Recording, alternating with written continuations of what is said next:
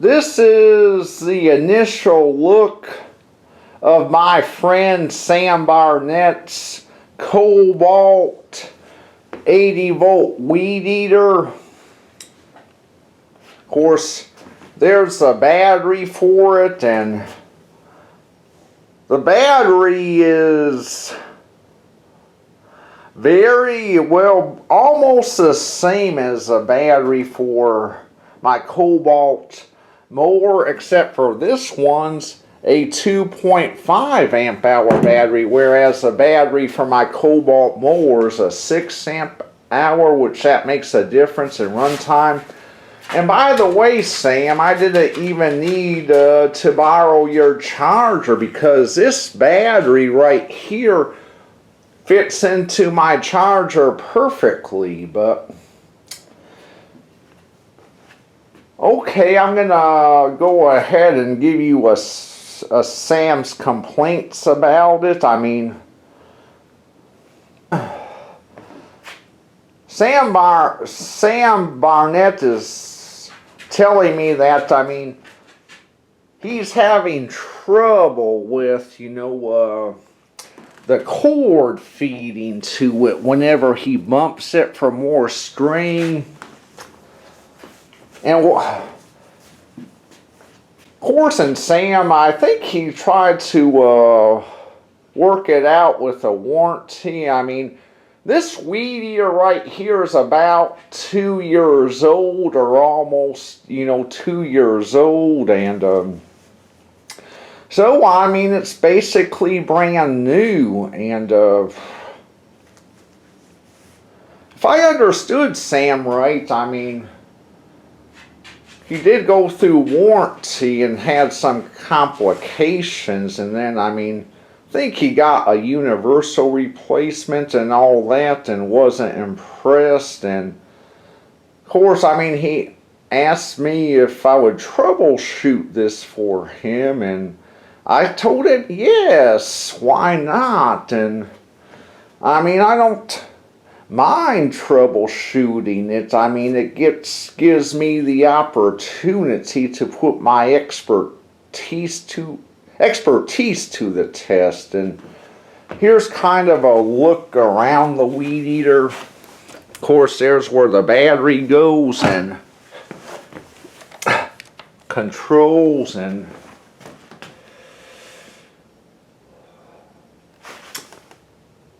the motor and rotor. So what I'm gonna do right now is I'm gonna pull that thing up by the front, and I'm gonna take a look at the rotor and maybe get like an initial troubleshoot right off. And what I'm probably gonna have to do is find a YouTube tutorials on, Kobalt weed eaters, similar to this. I do own an Eagle weed eater that I do have videos of it on YouTube, but this, of course, this weed eater is definitely, is different than my Kobalt in some aspects. So, and another thing that's like really debatable is I've owned my Eagle weed eater for like, almost 8 years now, and I've had very little to no trouble with it, like, feeding the cord when I, bump the head. But yet, I mean, my friend Sam has had lots of trouble with this, feeding the cord, and I kind of question that. I mean, I don't know if it wasn't reeled in right. I don't know if Sam bumped it too hard, or it could be just a China Pride piece of shit. But we'll go ahead and take a look. Alright, looking at the rotor here, it has like, two outlets for a cord. It's supposed to have a piece of cord through each outlet, and I just recalled, I mean, Sam was telling me, since this wouldn't feed for him, that he was kind of like, you know, taking the rotor apart and, like, you know, feeding it by hand since it wouldn't feed by bumping it. And I've been glancing at the very bottom, like, you know, bump knob here, and to me, I mean, this is very odd. I mean, you can see the inside of the bump knob is filled with, you know, lots of dirt. And every weed eater that I've ever owned, including my Kobalt Weedeater, I mean, the actual bump knob is like covered. I mean, it's like, you know, kind of has a cover that's, you know, curved outward and somewhat smooth, and to make the bumping easier. And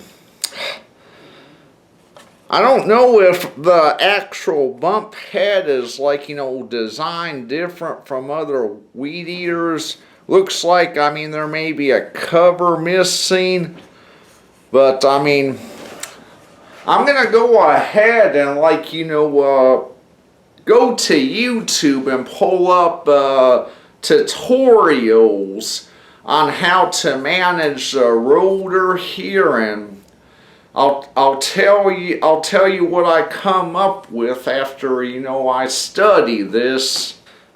Alright, I got a video pulled up on my phone of a man demonstrating, you know, how to restring his weed eater. I think the video's about 5 months old, and he has the weed eater turned up by the bottom there.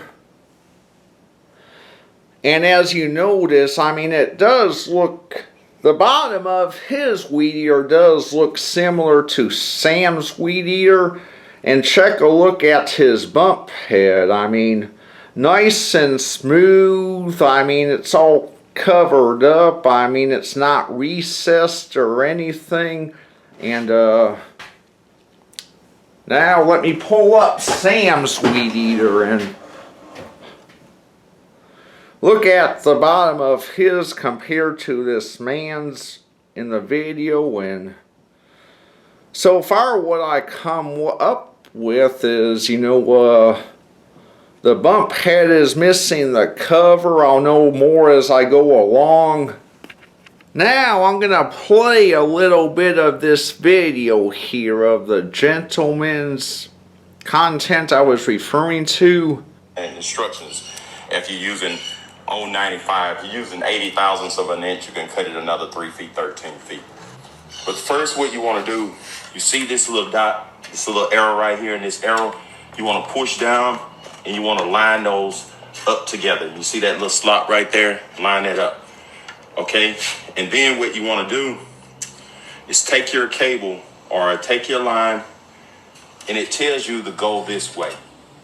So it says right here, you see where it says line, the arrow, so you want to push it in right here, and it'll come out on the other side. You may have to move it around a little bit to get it to go through.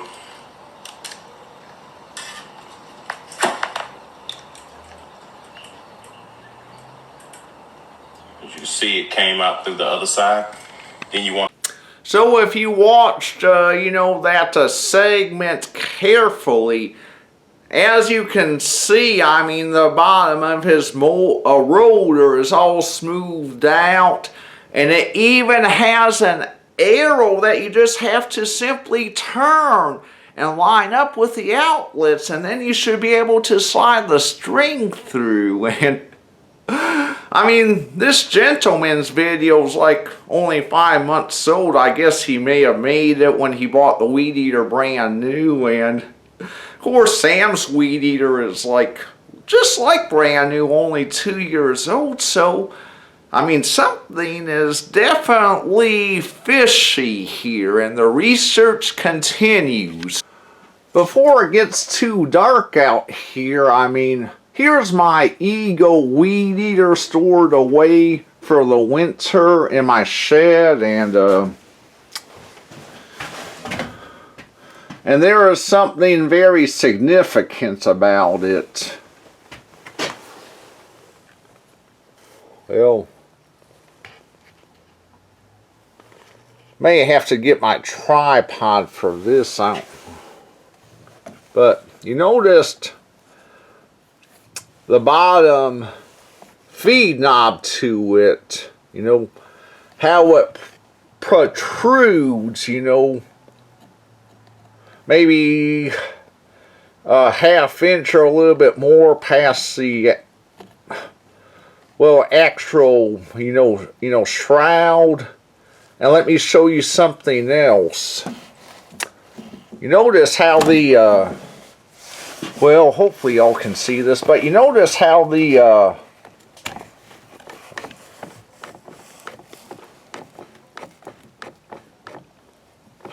knob easily springs back and forth, and this Weed Eater is, I mean, pretty much, I mean, in this aspect, the same, you know, feeding mechanism I remember from all bump feeding Weed Eaters of the past. I mean, the protruding knob, and also the fact that it, you know, springs back and forth. It has a spring to help with the feeding mechanism. Okay, the more I go along, I mean, I'm kind of beginning to suspect that, you know, this centerpiece may possibly be the actual support of a, well, an actual knob that used to be here. Of course, as you notice here, I mean, it's definitely not the springing back and forth at all. And thinking, you know, the diagnosis will be, you know, a missing knob, actual knob, or a knob piece or something. But I'm gonna have to, you know, get something to clean all this dirt out here, so I can glance over and know what I'm gonna need to do better. And also, more than likely, I'm gonna have to disassemble this whole housing to see how, I mean, it's actually made up on the inside. This right here is the universal replacement, you know, that was sent to Sam, that, you know, but Sam would just like to maybe use this if all else fails with the other rotor, from my knowledge. But, and here's the universal replacement outside the package, and go ahead and pull this apart. So far, I mean, this universal replacement is actually different from the bump feeds that I remember from the past. I mean, it does have an actual spring right there, and it, like, you know, has, like, you know, kind of like, you know, this plastic washer for support, and it does, you know, spring up and down. I mean, And normally, I mean, with my Ego weed eater and lots of other weed eaters, I mean, the spring is actually located, like, inside, the knob housing, where this one is actually located on the outside. These halves fit back together pretty easily.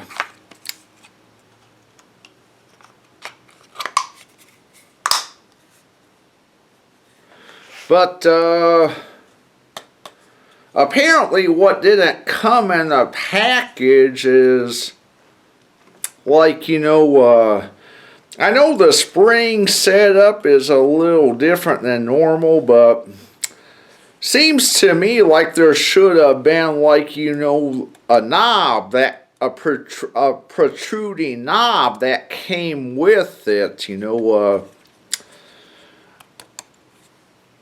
that supports up against the internal spring there. So I'm thinking that the universal has definitely has a missing piece as well. Okay, I just now disassembled this rotor. Here's briefly what the inside looks like.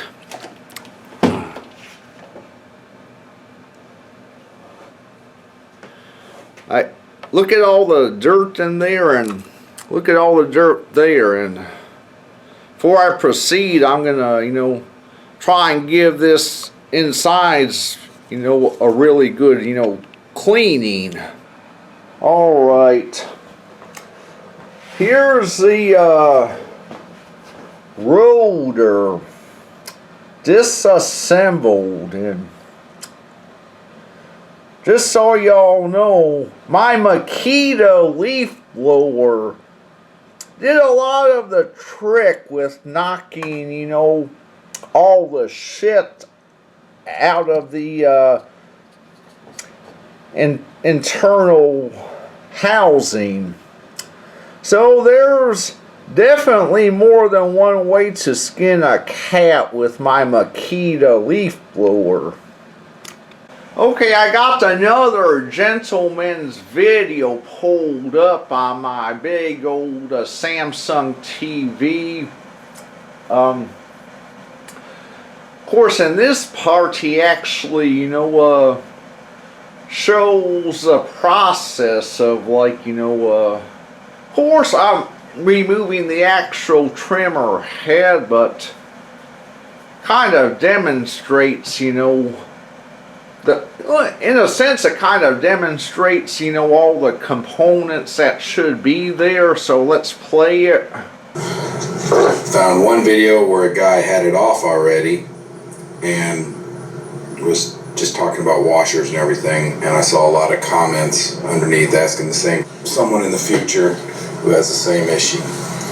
So took off the top here, the deal that holds.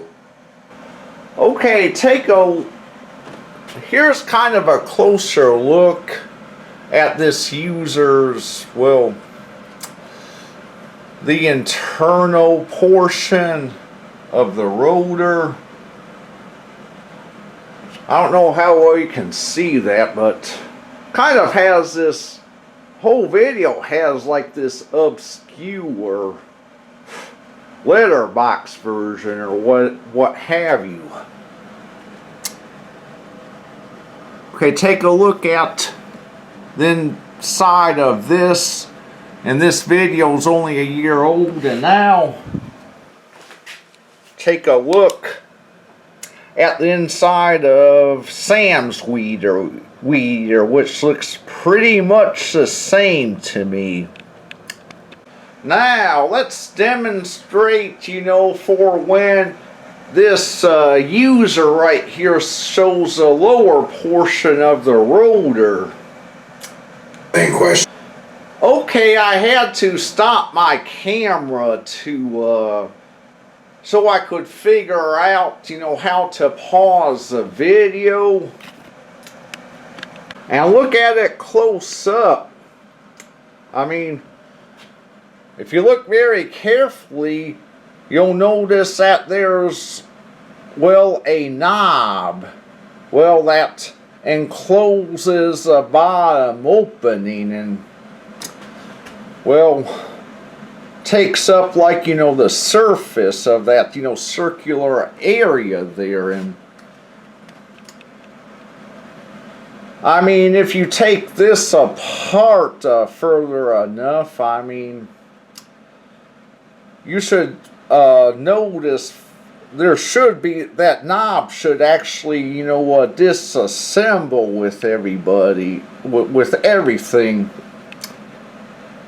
Now, taking a look at everything again, I mean, there is no, that knob cover from that same Weedeater in the video is missing.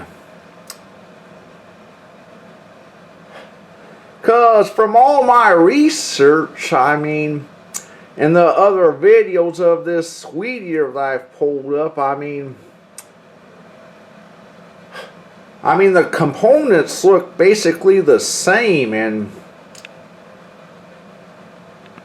now here's another look at the bottom close up. And here's another look at Sam's Weedeater. So, if you put 2 and 2 together, the feeding mechanism cover is missing.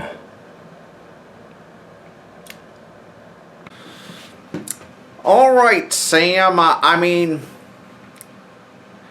I hate to, tell you this, but from the looks of my diagnosis, we're gonna have to somehow, get another, knob for the rotor bottom. And,